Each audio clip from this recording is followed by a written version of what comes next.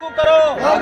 लागू करो, और संविधान लागू करो, लागू करो, लागू करो, और संविधान लागू करो, लागू करो, लागू करो, और संविधान लागू करो, लागू करो, लागू करो। कहने का तात्पर्य ये है कि मुल्क जब से आज़ाद हुआ, जब से इस भारतवर्ष को पावर ऑफ अटॉर्नी मिली, तब से लेकर जितनी भी पॉलिटिकल पार्टियां इस देश के अंदर, इस मुल्क के अंदर 5 साल या 5 साल से अधिक जिन पॉलिटिकल पार्टियों ने इस मुल्क के अंदर, भारतवर्ष के अंदर शासन किया, वे पॉलिटिकल पार्टियां समाज विरोधी और संविधान विरोधी सरकारें पैदा हुई। काश अगर भारतवर्ष के अंदर जो भारत का पूर्ण रूप से संविधान लागू हो गया होता, जो भारतवर्ष के अंदर जो अव्यवस्था है, ये अव्यवस्था नहीं रहती और सभी को, चाहे हिंदू है, चाहे मुसलमान है, चाहे क्रिश्चियन है, चाहे सिख है, चाहे ईसाई है, सबको बराबर का हक मिल जाता। तो हमारा कहने का तात्पर्य ये है कि जो 132वीं जयंती का जो पर्व मनाया जा रहा है, इस पर्व मनाने का मतलब है कि हमारे नरेंद्र मोदी प्रधानमंत्री जी ये अपने अंतःकरण में झांक करके और उनके आका मोहन भागवत जी जो आरएसएस के आका हैं, तो उन्हें अपने अंतःकरण में आंक करके जो भारत का संविधान है, जो पूर्ण रूप से लागू नहीं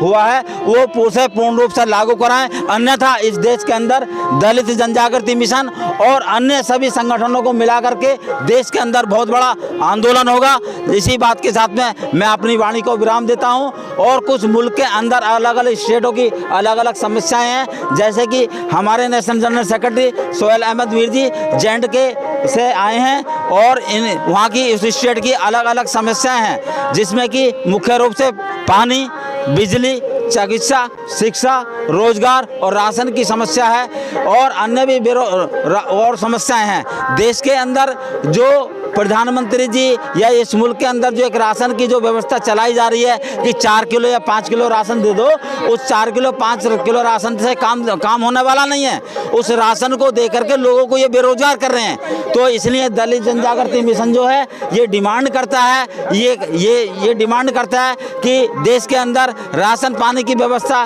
देखिए मुल्क आज़ाद तभी हमारा रोटी, कपड़ा और मकान, स्वास्थ्य, शिक्षा, सभी को सम्मान, ये इज्जत के साथ में दे दीजिए, तभी इस मुल्क के अंदर आज़ादी का एहसास होगा। धारा 370 हटाने के बाद जो मूलभूत सुविधाएं जम्मू के लोगों को क्या मिल पा रही है, नहीं मिल पा रही है? इसके लिए सबसे पहले मैं आप मीडिया वालों को शुक्रगुजारी पेश करता हूं कि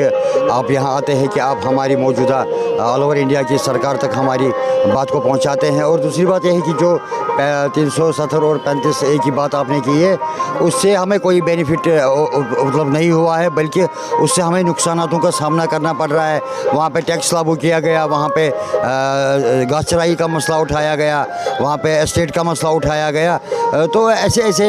चीज़ें वहाँ पे लागू की गई कि जैसे कि J&K UT को एक गुलामी के जंजीरों को और जोड़ा जा रहा है और बेरोज़गारी के आलम में वहाँ के नौजवानों को परेशानी में रखा गया है। वो ड्रग के ऊपर अब ध्यान दे रहे हैं, अपनी ज़िंदगी को कुर्बान कर रहे हैं। लेकिन दलित जनजागृति मिशन के माध्यम से दलित और मुसलमान अब एक होकर कर काम करेंगे इस स्टेज पे, ताकि यहाँ जो आने वाले अब आइंदा इलेक्शंस होंगे उसमें बढ़ चढ़ कर दलित जनजागृति मिशन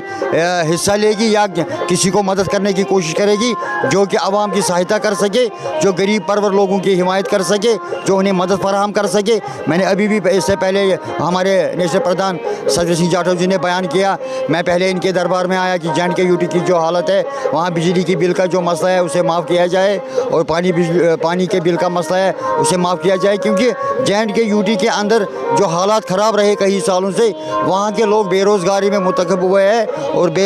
उसमें अब आज के डेट में हम फोर्स को नवाजते हैं, जैसे कि इंडियन आर्मी हो, BSF हो, CRPF हो, J&K UT पुलिस है। अब उन्हें